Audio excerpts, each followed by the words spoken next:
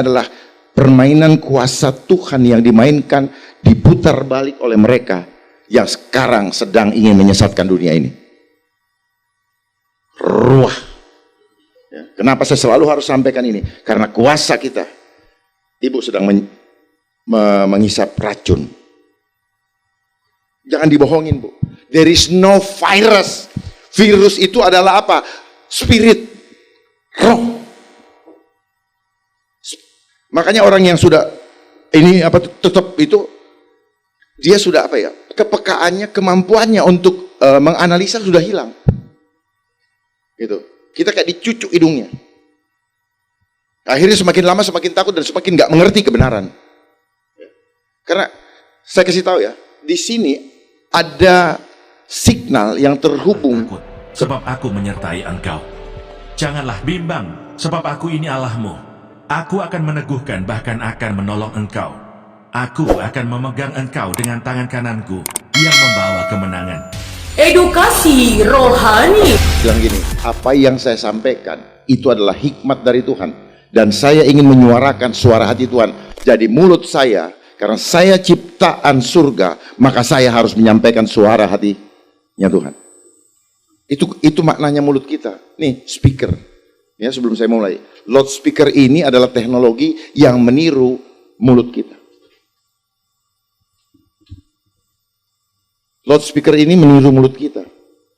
Jadi mereka membuat loudspeaker belajar dari tubuh kita yang diciptakan oleh Tuhan. Jadi harus pahami itu. Jadi apapun yang keluar dari mulut kita harus menyuarakan isi hatinya tuh, bukan iblis. Nah, selama ini banyak antek-antek kerajaan Romawi, bahkan yang ada di bangsa ini, sedang menyampaikan suara hatinya iblis. Makanya dia membuat protokol setan. Saya harus sampaikan itu.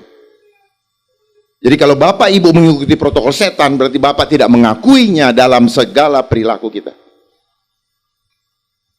Maaf, saya datang ke sini bukan untuk menyenangkan telinga, tapi saya datang ke sini untuk menyampaikan apa yang Tuhan ingin sampaikan di hari-hari akhir dari akhir zaman ini.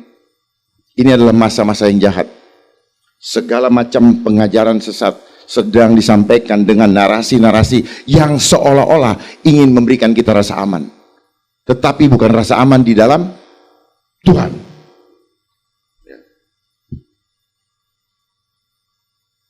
Tetapi rasa aman yang sesungguhnya adalah rasa aman di dalam Tuhan. Bukan yang disampaikan oleh para ahli-ahli itu. Karena seperti ahli Taurat, Yesus sendiri menghardik dia, hai kamu keturunan ular beludak. Udah tahu. Tapi dalam prakteknya, kita tidak sungguh-sungguh mempraktekkan supaya kita tidak seperti keturunan ular beludak. Makanya akhir-akhir ini kita sering melihat lambang ular menyuruh berbagai macam dengan narasi-narasi yang membuat orang-orang yang cinta akan uang ketakutan. Ketakutan dalam hidupnya, sehingga banyak di antara kita jatuh.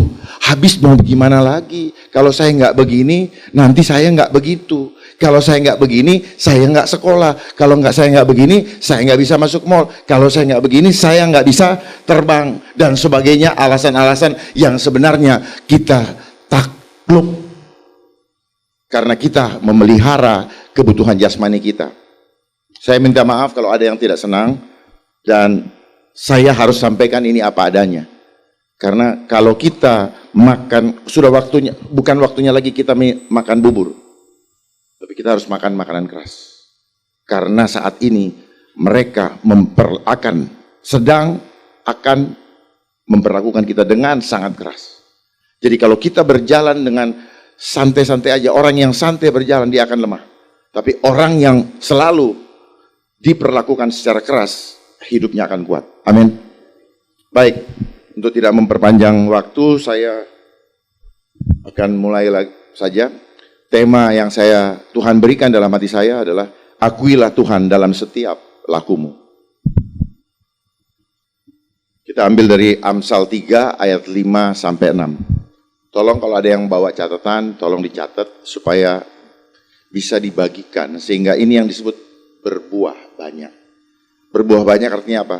Terjadi multiplikasi. Jadi Bapak Ibu harus bisa membagikan kepada orang di sekitar Bapak, terutama keluarga, baru tetangga, baru orang lain.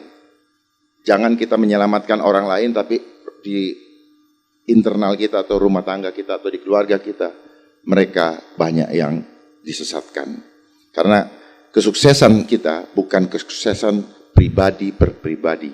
Di depan mata Tuhan, sukses itu apa? Semuanya harus lulus, semuanya harus mengenal Tuhan. Amin. Amsal 3 ayat 5 sampai dengan 6. Percayalah kepada Tuhan dengan segenap hatimu. Mari kita baca sama-sama. Percayalah kepada Tuhan dengan segenap hatimu. Dan janganlah bersandar kepada pengertianmu sendiri. Akuilah dia dalam segala lakumu, maka ia akan meluruskan jalanmu. Kita gantimu denganku. Kita ulangi lagi. Mari kita perkatakan kepada diri sendiri. Percayalah kepada Tuhan dengan segenap. Dan janganlah bersandar kepada pengertianku sendiri.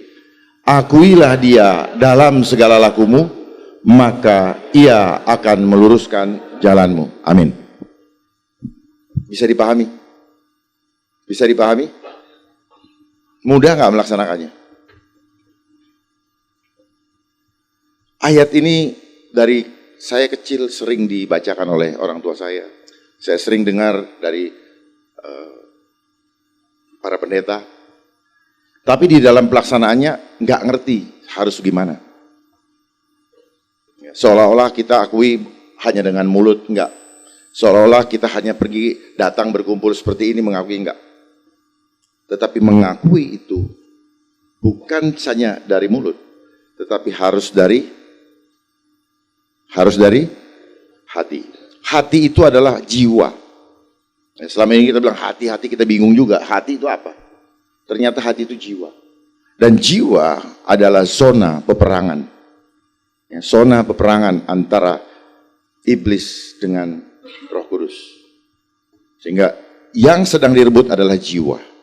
Nanti saya terangkan kenapa jiwa mereka rebut. Karena tubuh jasmani kita ini akan hancur, tetapi kita akan kembali kepada dia. Yang kembali apa?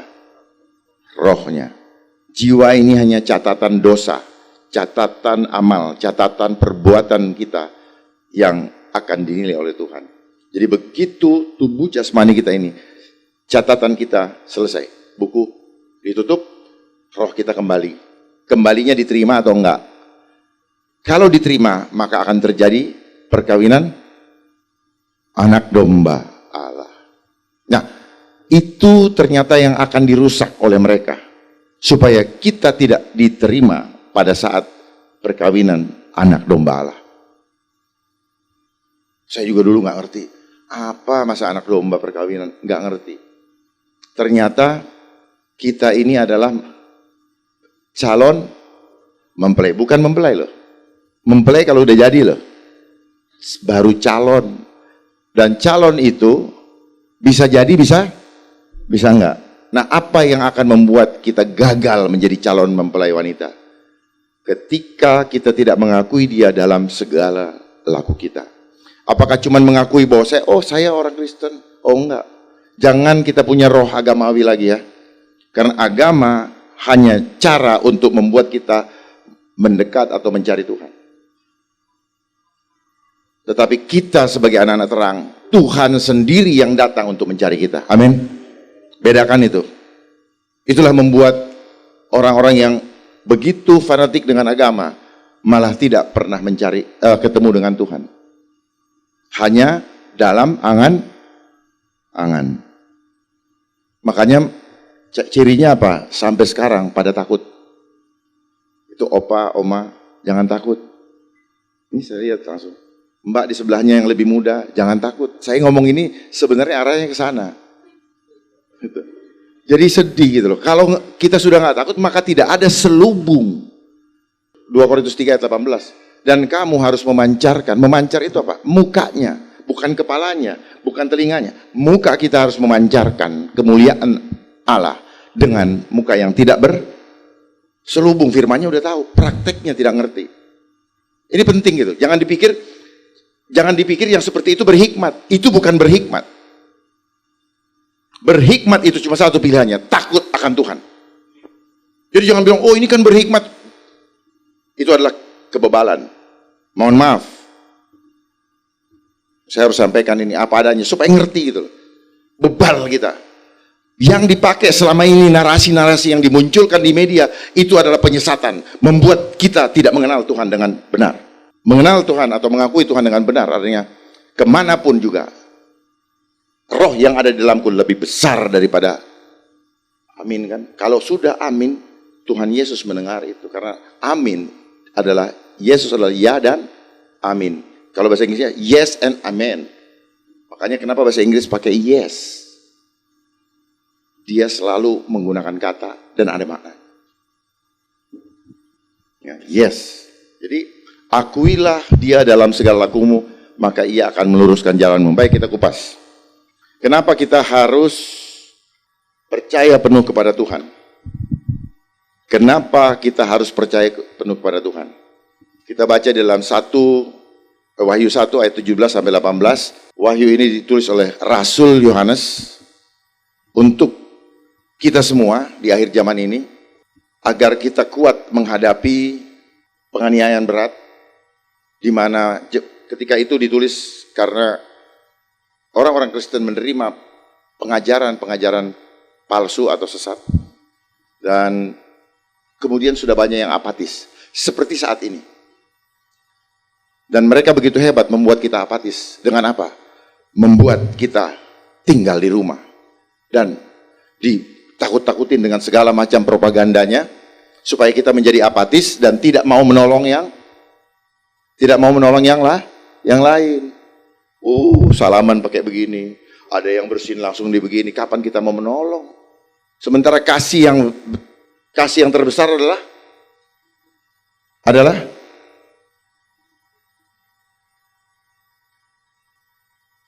ketika seseorang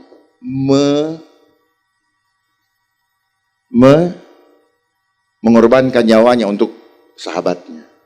Boro-boro mau mengorbankan nyawanya, megang aja nggak mau. Paham ya? Sosial apa namanya? Gimana mau nolong? Megang aja nggak mau, jaga jarak. Itu namanya sesat. Ya. Sesat. Saya pertanggungjawabkan apa yang saya ngomong ini. Karena ini adalah permainan. Ini yang disebut dengan tipu muslihat iblis. Mestinya kita melihat kebenaran, tetapi karena kita ketipu, kita menganggap ini adalah berhikmat. Begitu Pak Sanusi. Ini sahabat saya, uangnya banyak. Saya pernah dulu dikasih uang dulu. Itu mau pergi terbang ke mana lah, itu Thailand atau kemana. Diberi duit sama beliau, jadi ada jajan. Tapi jangan kita bersandar kepada uang, karena uang inilah yang membuat kita menjadi jauh dari Tuhan tanpa kita sadari. Ya. Karena di uang ini yang kita kejar bukan uang kertasnya, tapi angkanya. Jadi jangan sampai angka menggantikan kita dengan Tuhan. Karena itulah selama kita sekolah, angka ini diajarin kepada kita supaya kita selalu mengejar, dan kita paling senang dengan plus sama kali, tambah dengan kali. Kita paling nggak suka dengan kurang dan bagi. Tetapi kalau kita buat laporan, kita senangnya kurang dan bagi, supaya yang plus sama kalinya bisa kita sembunyikan. Sekolah yang kita lewati semua membuat kita menjadi orang yang tidak punya kemampuan skill. Hanya pegang satu ijazah. Datang ke bos Sanusi, Pak lamar dong, saya melamar dong, gaji saya dong. Akhirnya di zaman ini, karena kita tergantung kepada ijazah, lapangan pekerjaan diganti sama robot, sama mesin. Mampus semua kita. Karena kita nggak siap. Kita memang sengaja. Pertanyaannya, apa ada gunanya nggak Pak sekolah? Saya dulu pikir berguna. Sekarang saya katakan tidak berguna. Kenapa? Karena mereka sedang merencanakan untuk apa? membuat tidak ada habisnya lapangan pekerjaan. Diganti dengan IT. Semua dikontrol oleh IT. Jadi saya harus menyampaikan ini supaya Bapak Ibu semua, adik-adik semua siapkan diri.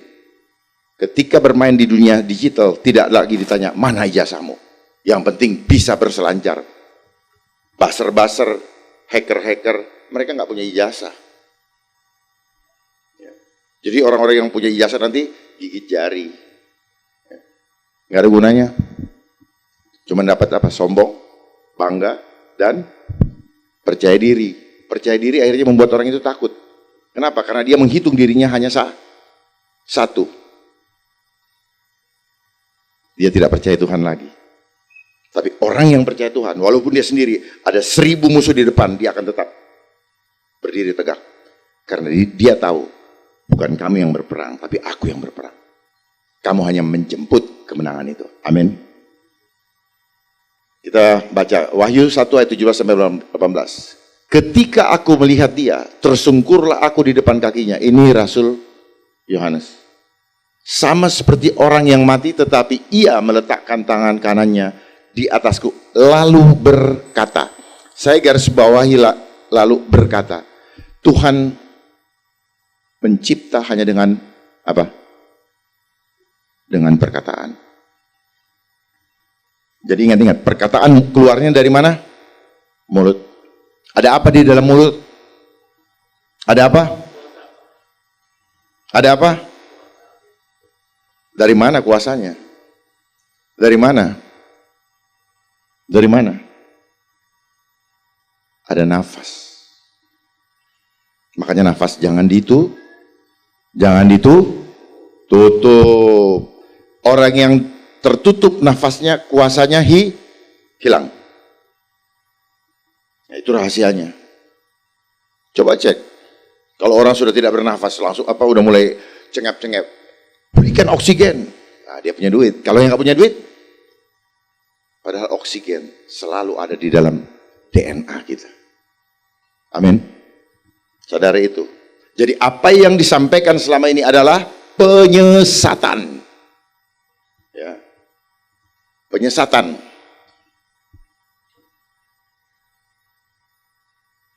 Kenapa masih mau disesatkan? Ya, yang disampaikan selama ini adalah penyesatan. Supaya apa? Kita menjadi tidak berkuasa. Ingat di Kejadian 1 ayat 26.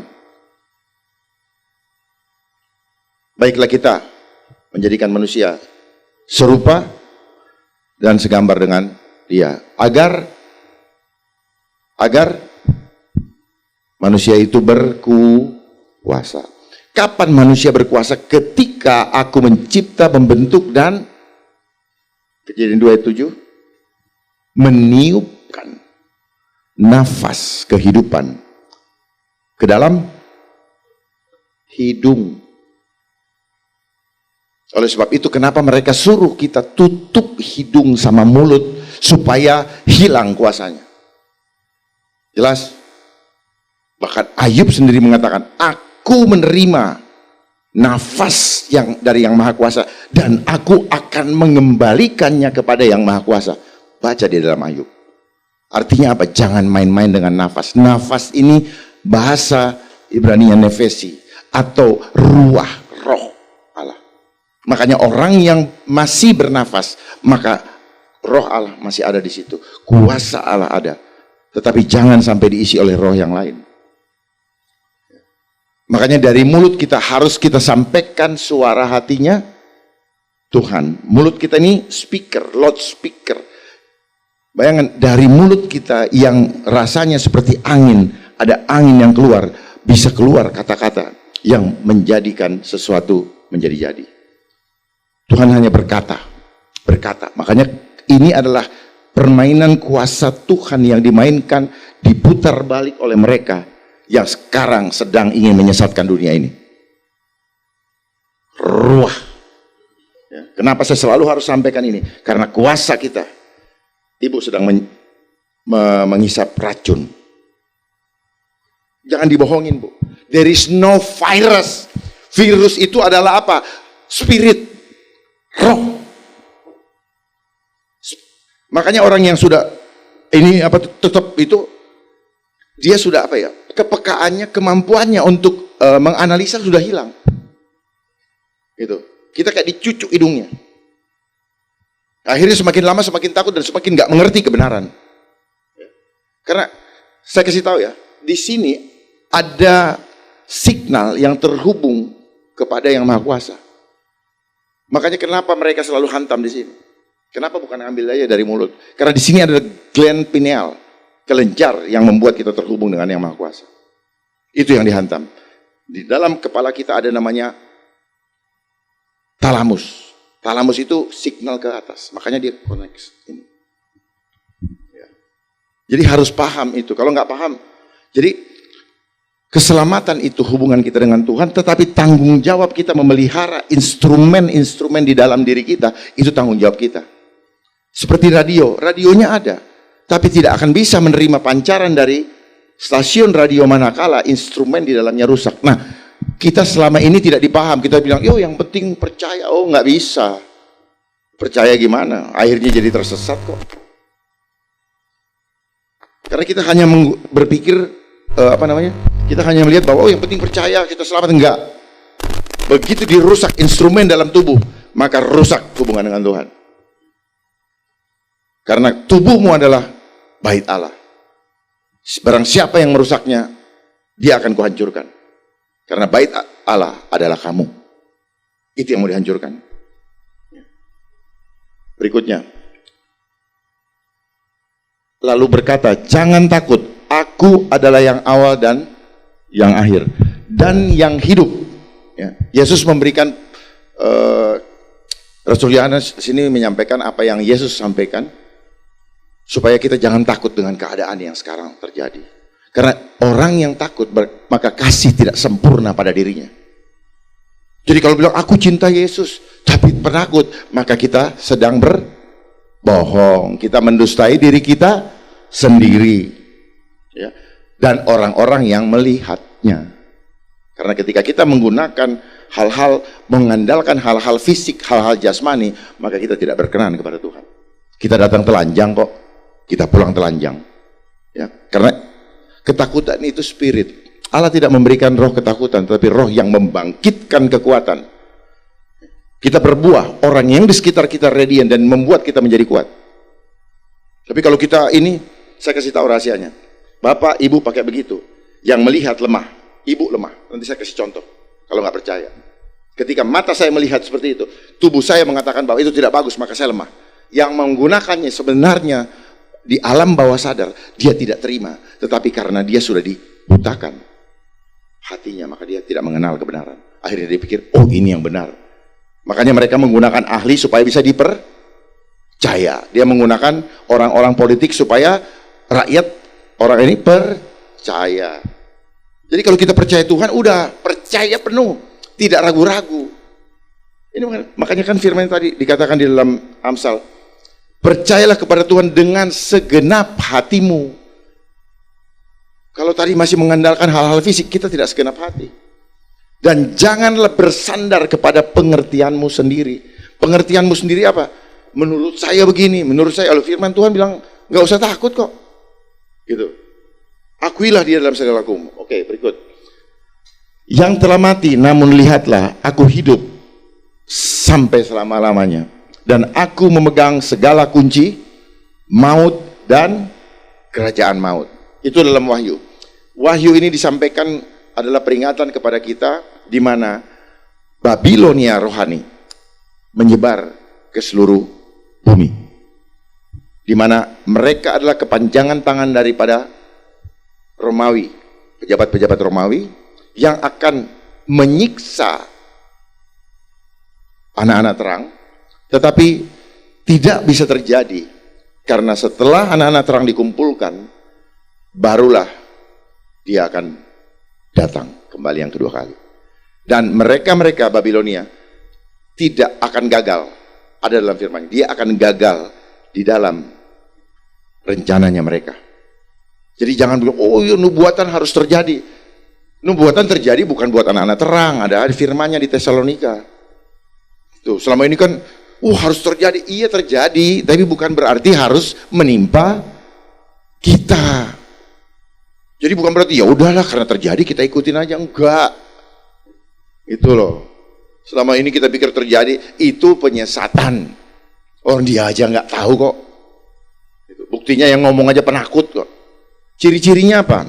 Ujilah setiap roh. Orang yang penakut tidak berani menyatakan kebenaran, ujilah setiap roh. Maka tinggalkan orang itu. Saya harus menyampaikan apa adanya. Jangan tergantung imanmu kepada mereka yang sedang menyampaikan itu, termasuk kepada saya. Tetapi bangunlah iman kita masing-masing, karena tanggung jawab kita dengan Tuhan, bukan kelompok tetapi pribadi per pribadi. Yohanes 5 ayat 24 mengatakan, aku berkata, kembali berkata. Berkata berhubungan dengan apa tadi? Dengan apa? Mulut.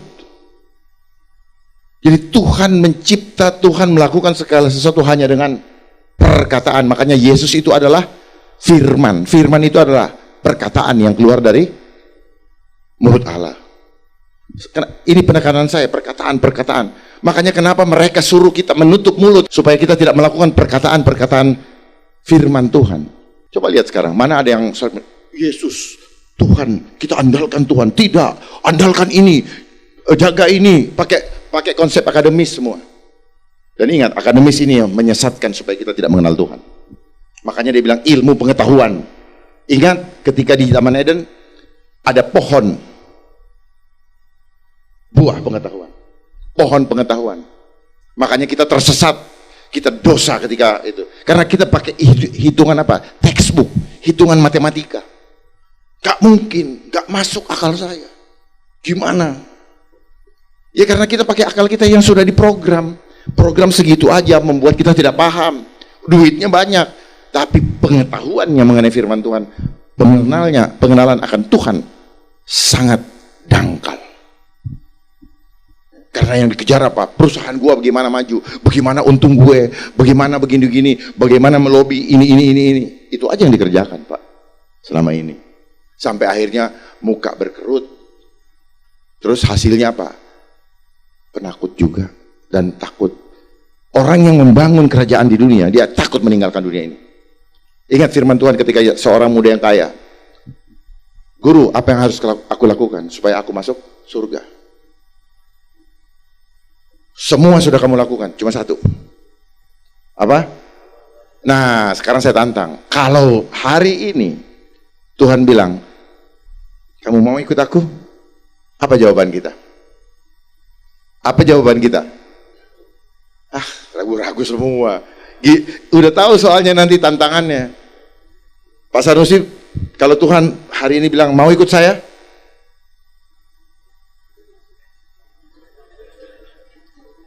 Tuhan yang ngasih syarat atau Pak Sanusi kasih syarat? Kayaknya Pak Sanusi yang ngasih syarat sama Tuhan. Ya, enggak. Ini kelihatannya bercanda, tetapi saya coba pikirkan dan praktekkan. Seandainya saat ini Tuhan bilang, kamu mau ikut saya? Apakah saya akan menjawab, ya, aku mau ikut engkau? Terus syaratnya begini, ya, saya tinggalkan semuanya. Siapkan ini, karena kita akan sampai kepada titik itu. Makanya kita yang sudah tergantung dengan apa? Punya perusahaan, punya pekerjaan, dapat uang, tabungan, nanti akan hilang semua. Kecele semua kita. Catat omongan saya. Hilang semua, karena itu akan diambil oleh mereka semua. Sekarang mata pencaharian dibikin sulit. Mau masuk restoran ada kali. Emang virus tahu dengan kali-kali itu? Jadi tolol kan kita semua. Naik lift. Begini-beginian. Kita diajak menjadi abnormal, tetapi kita menganggap itu yang normal. Makanya mereka bilang ada new normal. Dia menggiring kita kepada new world order. Dunia dengan tataran baru. Baru dalam bentuk konsepnya antikris atau iblis. Dia mau menyalibkan kembali Kristus, dan kita mau dibikin kembali kehilangan tiket keselamatan yang sudah kita terima. Saya lihat wajah-wajahnya pada bingung, ya, tapi nggak apa-apa. Toh juga setelah ini kan saya nggak mungkin, belum tentu kesini lagi. Jadi saya hanya mau menyampaikan apa yang perlu saya sampaikan. Karena besok saya juga nggak tahu apakah saya masih ada di dunia ini atau tidak. Tapi saya persiapkan, kapanpun Tuhan panggil, saya siap. Sampaikan kepada yang lain. Ya. Jangan pikirkan dengan harta, berlian, apa semua ini batu-batu itu. Itu cuma permainan pikiran doang. Kita pikir kita gagah, kita pikir kita cantik. Enggak, Tuhan nggak lihat hartamu. Tuhan nggak lihat mobilmu. Tuhan nggak lihat tas Hermemu. Tuhan nggak lihat kecantikanmu. Tapi kalau hatimu busuk, aku tidak mengenal engkau. Busuk itu apa? Tidak mengakui Tuhan. Mengakui itu lewat mulut. Mulut menjadi manifestasi pengakuan ketika hati kita mengakui. Betul? Nih Bapak nyonya ya. Nah ketika Bapak jatuh cinta dulu, mulut Bapak berkata berangkat dari hati atau bisikan teman? Hati kan? Nah, begitu juga dengan Tuhan. Jadi mulut kita menjadi corong untuk menyampaikan isi hatinya Tuhan. Jadi kenapa kita selama ini disuruh tutup kita punya mulut, supaya kita tidak pernah lagi punya keberanian untuk menyampaikan firman Tuhan. Karena firman itu sangat berkuasa. Kenapa saya highlight di sini? Mendengarkan perkataanku dan percaya. Berkali-kali aku berkata kepadamu, sesungguhnya barang siapa mendengar perkataanku dan percaya kepada Dia yang mengutus aku. Dia ini apa? Allah Bapa. Yang mengutus aku, Ia mempunyai hidup yang kekal dan tidak turut dihukum. Sebab Ia sudah pindah dari dalam maut ke dalam hidup. Jadi barang siapa mendengar perkataanku dan percaya. Nah, apa yang saya sampaikan ini perkataan dari firman Tuhan dan tolong dipercaya kalau mau mempunyai hidup yang kekal dan tidak turut dihukum. Sebab Ia sudah pindah dari dalam maut. Ini yang saya sampaikan apa? Jangan mencobai Allahmu. Tuhan sudah bilang, dengarkan perkataanku dan percaya. Lalu kita coba-coba, nanti dia tersinggung. Saya udah kasih tahu loh, kamu akan hidup kekal dan kamu nggak dihukum. Terus dia bilang begini, kamu nggak tahu saya punya kuasa, saya bisa cabut kamu begitu. Kita ketemu dengan pejabat saja begitu disenggol sedikit, kamu nggak tahu saya siapa, kamu nggak tahu saya anak siapa, kamu coba-coba dengan saya. Sebenarnya arti kata mencobai itu ketika kita tidak percaya, kita sudah mendengar dan tidak percaya dengan perkataan Tuhan. Itu yang disebut mencobai. Selama ini kita bilang mencobai, itu kamu namanya mencobai, kamu kok nggak takut sama virus? Kebalik, tidak ada yang berkuasa terhadap diri saya kecuali Tuhan. Amin. Jadi kalau ada bilang, virus, udah deh, siapapun yang ngomong itu, jangan percaya. Sekarang aja setelah mulai di landai-landai, mulai banyak yang ngomong, kemarin-kemarin pada hilang semua. Tutup semua tempat ibadah. Katanya di sini ada virus, bohong. Gemes saya menyampaikan ini. Ya, mindset kita. Ya, lalu jalan pun ditutupin ini seolah-olah menghadang virus, padahal yang dihadang adalah supaya kita stres. Ya, kalau orang stres itu pasti sakit. Muncullah kimia, biokimia kita muncul, biologi, kimia dalam tubuh kita akan keluar. Ya, metabolisme makro molekul kita akan rusak. Karena apa? Karena kita bermain dengan pikiran. Begitu pikiran kita nggak enak, pikiran kita sesuatu yang tidak bagus, maka perasaan kita pasti nggak enak. Jadi dia main di pikiran dan perasaan. Hidup ini hanya soal itu kok. Ya, Bapak punya kantor di Sudirman. Wah, keren nih. Menurut orang gua orang kaya. Kan pikir-pikir kita sendiri. Wah, kita simpan itu dan kita bawa. Kita jalan sini, kita pikir-pikir sendiri, kita rasa-rasa sendiri kalau kita orang hebat. Padahal kita aja yang mikir. Dan itu dibentuk oleh sistem untuk selalu berpikir-pikir bahwa kita orang hebat atau orang yang lemah. Kasihan ya kita. Selama ini digiring oleh sistem. Berikutnya Kisah Rasul 4 ayat 12. Nah ini. Kenapa kita harus percaya penuh kepada Tuhan? Jawabannya ini, dan keselamatan tidak ada dalam siapapun. Tidak ada di dalam konsep protokol setan itu. Inilah protokol Tuhan. Dan keselamatan, ayo kita baca sama-sama. Dan keselamatan tidak ada di dalam siapapun juga selain di dalam Dia yang olehnya kita dapat diselamatkan. Lalu kenapa kita percaya sama yang lain? Firman Tuhan di dalam Matius ketika Yesus mengajak murid-murid naik ke Gunung Tabor, ketika Petrus ingin maratakan Yesus dengan Musa dan Elia, lalu surga intervensi. Inilah anakku yang kukasihi, kepadanya aku berkenan. Dengarkanlah dia. Disuruh dengar televisi nggak? Disuruh dengar media nggak? Disuruh dengar siapa itulah? Nggak ada. Dia. Musa aja nggak usah didengerin. Elia lagi, manusia. Elia itu mewakili manusia, Musa mewakili para nabi dan hukum Taurat, karena Yesus datang untuk memberikan kita kasih karunia, keselamatan yang cuma-cuma. Jadi iman kita adalah iman kasih karunia untuk menjalankan perjanjian kembali antara Tuhan dengan Abraham. Abraham adalah bapak iman, Sarah kasih karunia. Jadi iman dengan kasih karunia harus selalu bergandengan, karena keselamatan bukan karena hasil usaha kita, tetapi adalah pemberian cuma-cuma. Tetapi kalau hukum Taurat itu berbeda, seolah-olah keselamatan adalah hasil upaya kita, makanya kita tidak mungkin bisa menjalankan semua itu. Siapa dia di sini? Yesua. Arti dalam Ibrani adalah keselamatan dari Yahweh. Yang selama ini kita selalu bilang Yesus, Yesus, Yesus. Ternyata keselamatan itu artinya Yesua. Dia di sini adalah Yesua. Arti dalam bahasa Ibrani adalah keselamatan dari Yahweh. Ya, supaya kita lebih paham, Yahweh tertulis di DNA kita. Jadi di dalam tubuh Bapak Ibu itu tertulis nama Yahweh. Artinya kita adalah diberi tanda. Itu sebagai tanda, bukan mark of the beast, mark of God, signature of God. Jadi di dalam tubuh kita sudah ada. Makanya kenapa mereka menggunakan isu kesehatan supaya mereka bisa masuk menyentuh tubuh manusia, gitu. Ya. Kita seolah-olah firman Tuhan itu membuat kita hipnotis. Oh ada wabah, oh ada gempa bumi.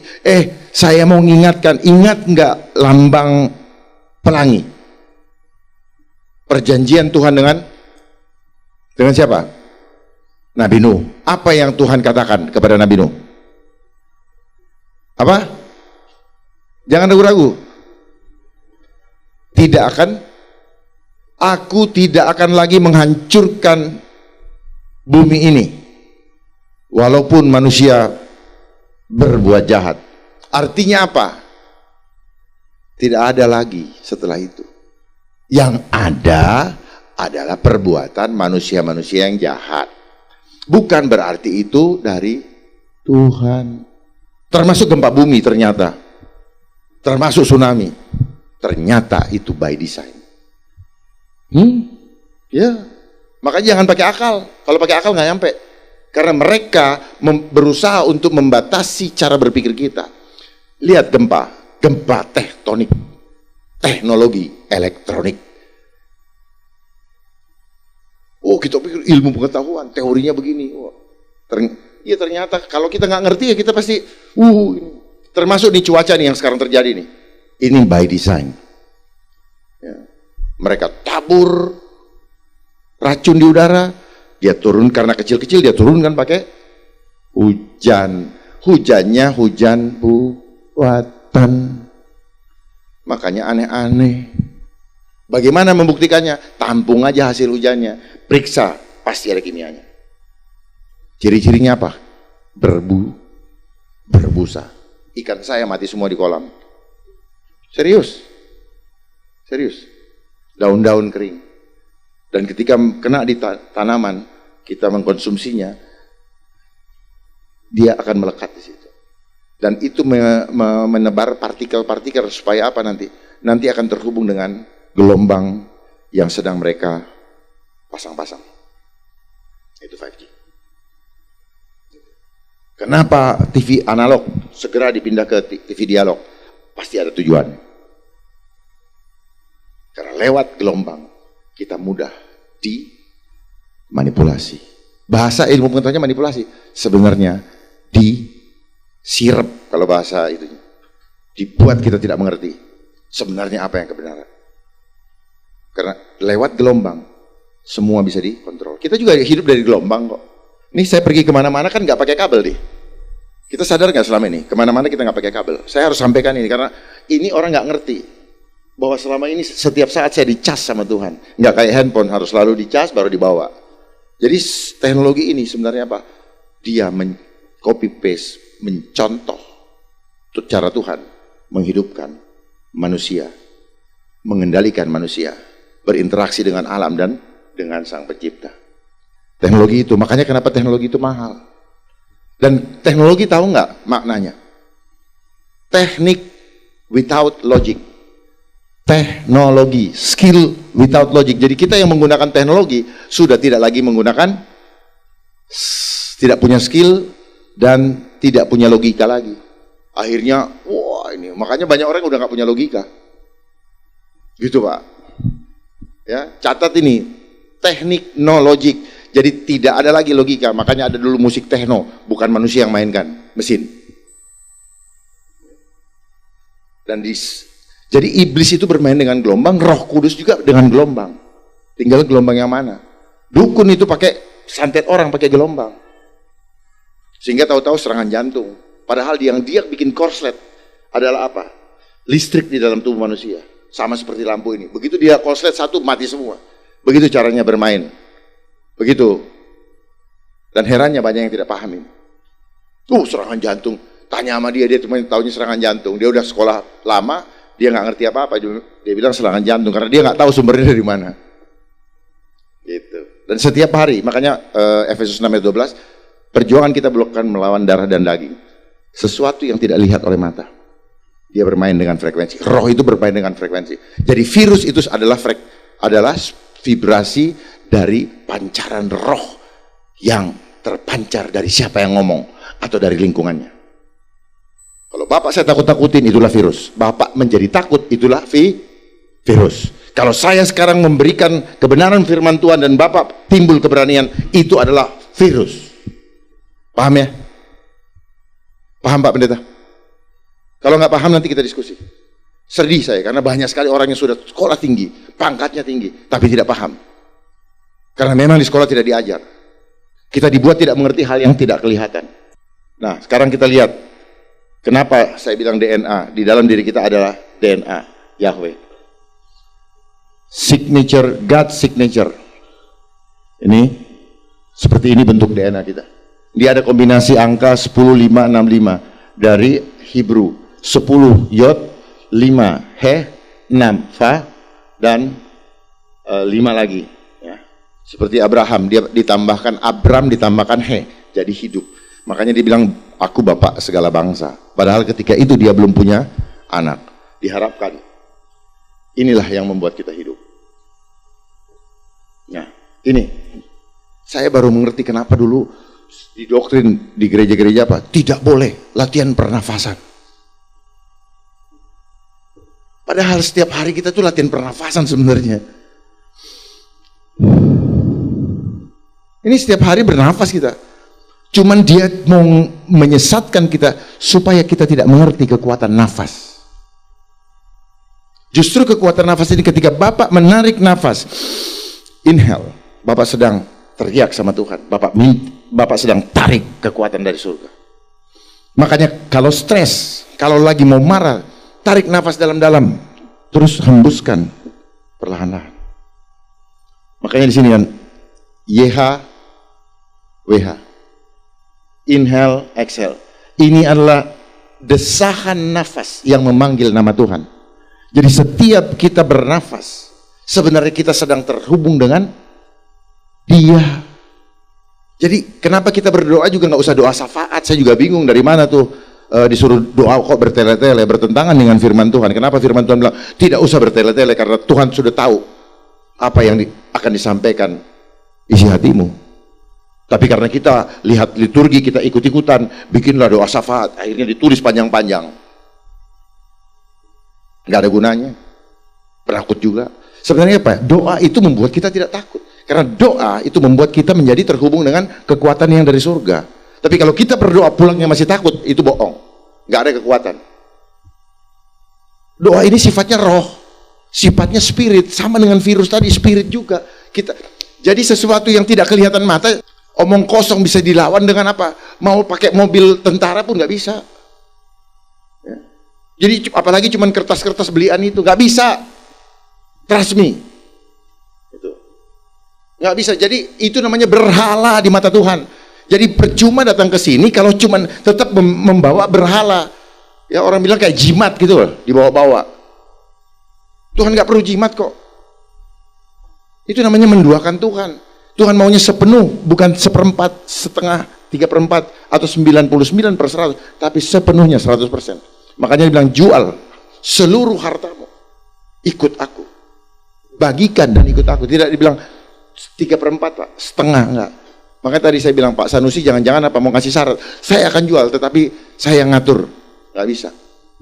Makanya konsep dunia hemat pangkal kaya, kita disuruh nabung, sementara Tuhan tidak disuruh nabung. Makin banyak kamu menabur, semakin banyak kamu menuai. Beda kan konsepnya? Contrary effect, bertolak belakang dengan yang Tuhan inginkan di dalam hidup kita.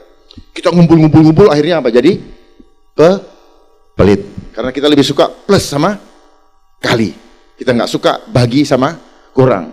Padahal Tuhan konsepnya adalah bagi dan kurang.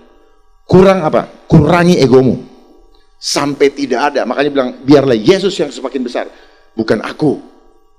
Aku hilang. Bagi apa?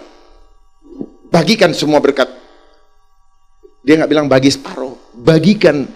Karena apa? Kita akan selalu menerima berkat yang baru setiap pagi. Amin. Kok berat sekali kalau sudah bagi-bagi nih. Makanya saya minta juga kepada Ibu Intan, bisa nggak ada live streaming? Ternyata saya berharap minta biaya dari Pak ini. Oh internetnya begini-begini ya, padahal cuma 11 juta. Tetapi bisa memberkati seluruh Indonesia. Jangan hitung-hitungan kalau sama Tuhan. Gitu.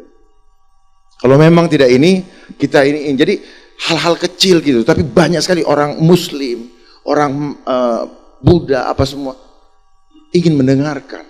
Sampai bertanya kepada saya, ada yang dari Surabaya, ada yang dari luar Pulau Jawa. Uang 11 juta tidak ada apa-apanya dengan berkat yang akan kita terima dari Tuhan. Kenapa nggak di ini? Makanya saya berharap tadi Ibu Inta berhubungan dengan Pak ini. Itu Pak sebenarnya Pak. Ah izin apa? Nggak ada. Ternyata setelah kami urus bisa 11 juta. Itu. Kenapa? Memberkati orang. Bayangkan ini. Ya. Beneran, saya nggak bohong. Tadi pagi saya kemarin saya suruh ini. Alasannya seperti itu. Tapi oke lah. Ya, ini jadi pengalaman bahwa peluang atau kesempatan kita memberkati itu tidak datang tiap saat. Nanti ada saatnya kita sudah tidak bisa memberkati orang. Karena apa? Kita sendiri sudah tidak bisa berbuat apa-apa. Itulah makanya kenapa Dr. Terawan bilang nyanyiin lagu apa? Hidup ini jadi kesempatan. Kesempatan itu ada batasnya. Jangan sampai kita ketinggalan kereta hanya karena kita berhitung. Buat Tuhan jangan pernah berhitung. Saat ini dia minta, jangankan hartamu, jiwamu dia minta kasih. Amsal pasal 18. Orang yang menyendiri mencari keinginannya, amarahnya meledak terhadap setiap pertimbangan. Orang bebal tidak suka kepada pengertian, hanya suka membeberkan isi hatinya. Bila kefasikan datang, datanglah juga penghinaan dan cela disertai cemooh. Perkataan mulut orang adalah seperti air yang dalam, tetapi sumber hikmat adalah seperti batang air yang mengalir. Tidak baik berpihak kepada orang fasik, dengan menolak orang benar dalam pengadilan. Bibir orang bebal menimbulkan perbantahan, dan mulutnya berseru meminta pukulan. Orang bebal dibinasakan oleh mulutnya. Bibirnya adalah jerat bagi nyawanya. Perkataan pemfitnah seperti sedap-sedapan yang masuk ke lubuk hati. Orang yang bermalas-malas dalam pekerjaannya sudah menjadi saudara dari si perusak. Nama Tuhan adalah menara yang kuat. Kesanalah orang benar berlari, dan ia menjadi selamat. Kota yang kuat bagi orang kaya ialah hartanya, dan seperti tembok yang tinggi menurut anggapannya.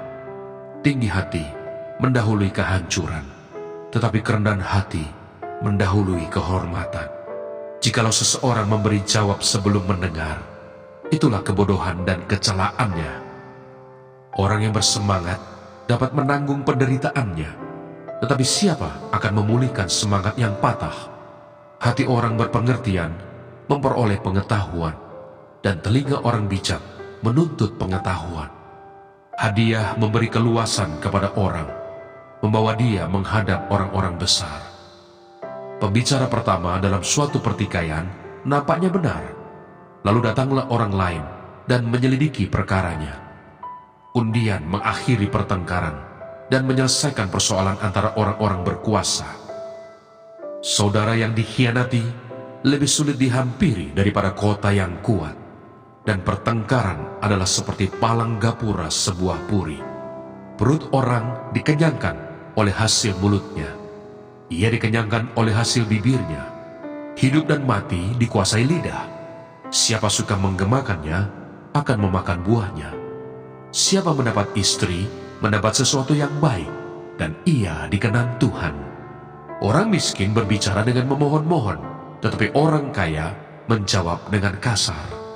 Ada teman yang mendatangkan kecelakaan, tetapi ada juga sahabat yang lebih karib daripada seorang saudara.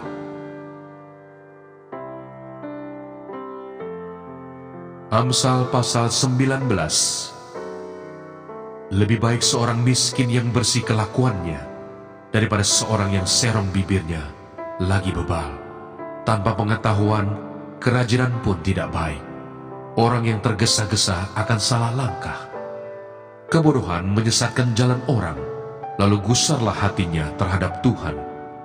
Kekayaan menambah banyak sahabat, tetapi orang miskin ditinggalkan sahabatnya. Saksi dusta tidak akan luput dari hukuman. Orang yang menyembur-nyemburkan kebohongan tidak akan terhindar. Banyak orang yang mengambil hati orang dermawan. Setiap orang bersahabat dengan si pemberi. Orang miskin dibenci oleh semua saudaranya. Apalagi sahabat-sahabatnya, mereka menjauhi dia. Ia mengejar mereka, memanggil mereka, tetapi mereka tidak ada lagi. Siapa memperoleh akal budi, mengasihi dirinya.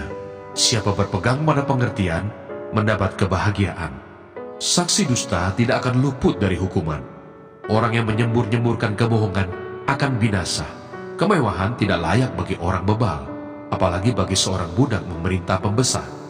Akal budi membuat seseorang panjang sabar, dan orang itu dipuji karena memaafkan pelanggaran.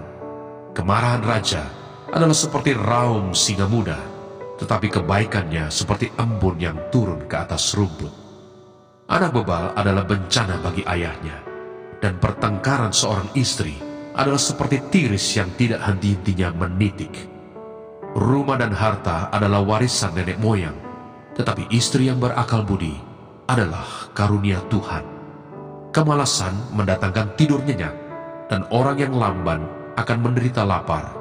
Siapa berpegang pada perintah, memelihara nyawanya, tetapi siapa menghina firman akan mati. Siapa menaruh belas kasihan kepada orang yang lemah, memiutangi Tuhan yang akan membalas perbuatannya itu. Hajarlah anakmu selama ada harapan, tetapi jangan engkau menginginkan kematiannya. Orang yang sangat cepat marah akan kena denda, karena jika engkau hendak menolongnya, engkau hanya menambah marahnya. Dengarkanlah nasihat dan terimalah didikan, supaya engkau menjadi bijak di masa depan. Banyaklah rancangan di hati manusia, tetapi keputusan Tuhanlah yang terlaksana. Sifat yang diinginkan pada seseorang ialah kesetiaannya. Lebih baik orang miskin daripada seorang pembohong. Takut akan Allah mendatangkan hidup, maka orang bermalam dengan puas tanpa ditimpa malapetaka. Si pemalas mencelup tangannya ke dalam pinggan, tetapi tidak juga mengembalikannya ke mulut. Jikalau si pencemooh kau pukul, barulah orang yang tak berpengalaman menjadi bijak. Jikalau orang yang berpengertian ditegur, ia menjadi insaf. Anak yang menganiaya ayahnya atau mengusir ibunya, memburukan dan memalukan diri. Hai anakku, jangan lagi mendengarkan didikan, kalau engkau menyimpang juga dari perkataan-perkataan yang memberi pengetahuan. Saksi yang tidak berguna mencemoohkan hukum, dan mulut orang fasik menelan dusta. Hukuman bagi si pencemooh tersedia, dan pukulan bagi punggung orang bebal. Amsal pasal 20. Anggur adalah pencemooh, minuman keras adalah peribut. Tidaklah bijak orang yang terhuyung-huyung karenanya. Kegentaran yang datang dari raja adalah seperti raung singa muda. Siapa membangkitkan marahnya, membahayakan dirinya. Terhormatlah seseorang jika ia menjauhi perbantahan, tetapi setiap orang bodoh membiarkan amarahnya meledak. Pada musim dingin, si pemalas tidak membajak. Jikalau ia mencari pada musim menuai, maka tidak ada apa-apa. Rancangan di dalam hati manusia itu seperti air yang dalam, tetapi orang yang pandai tahu menimbanya. Banyak orang menyebut diri baik hati, tetapi orang yang setia, siapakah menemukannya? Orang benar yang bersih kelakuannya, berbahagialah keturunannya. Raja yang bersemayam di atas kursi pengadilan dapat mengetahui segala yang jahat dengan matanya. Siapakah dapat berkata, aku telah membersihkan hatiku, aku tahir daripada dosaku? Dua macam batu timbangan, dua macam takaran, kedua-duanya adalah kekejian bagi Tuhan. Anak-anak pun sudah dapat dikenal daripada perbuatannya, apakah ia bersih dan jujur kelakuannya. Telinga yang mendengar dan mata yang melihat, kedua-duanya dibuat oleh Tuhan. Janganlah menyukai tidur, supaya engkau tidak jatuh miskin. Bukalah matamu dan engkau akan makan sampai kenyang. Tidak baik, kata si pembeli. Tetapi begitu ia pergi, ia memuji dirinya. Sekalipun ada emas dan permata banyak, tetapi yang paling berharga ialah bibir yang berpengetahuan. Ambillah pakaian orang yang menanggung orang lain, dan tahanlah dia sebagai sandera ganti orang asing. Roti hasil tipuan sedap rasanya, tetapi kemudian mulutnya penuh dengan kerikil. Rancangan terlaksana oleh pertimbangan, sebab itu berperanglah dengan siasat. Siapa mengumpat, membuka rahasia, sebab itu janganlah engkau bergaul dengan orang yang bocor mulut. Siapa mengutuki ayah atau ibunya, pelitanya akan padam pada waktu gelap. Milik yang diperoleh dengan cepat pada mulanya, akhirnya tidak diberkati. Janganlah engkau berkata, aku akan membalas kejahatan. Nantikanlah Tuhan, ia akan menyelamatkan engkau. Dua macam batu timbangan adalah kekejian bagi Tuhan, dan neraca serong itu tidak baik. Langkah orang ditentukan oleh Tuhan, tetapi bagaimanakah manusia dapat mengerti jalan hidupnya? Suatu jerat bagi manusia ialah kalau ia tanpa berpikir mengatakan kudus, dan baru menimbang-nimbang sesudah bernasar. Raja yang bijak dapat mengenal orang-orang fasik dan menggilas mereka berulang-ulang. Roh manusia adalah pelita Tuhan yang menyelidiki seluruh lubuk hatinya. Kasih dan setia melindungi raja, dan dengan kasih ia menopang tahtanya. Hiasan orang muda ialah kekuatannya, dan keindahan orang tua ialah uban. Bilur-bilur yang berdarah membersihkan kejahatan, dan pukulan membersihkan lubuk hati. Sebab aku menyertai engkau. Janganlah bimbang, sebab aku ini Allahmu. Aku akan meneguhkan, bahkan akan menolong engkau. Aku akan memegang engkau dengan tangan kananku yang membawa kemenangan. Edukasi rohani.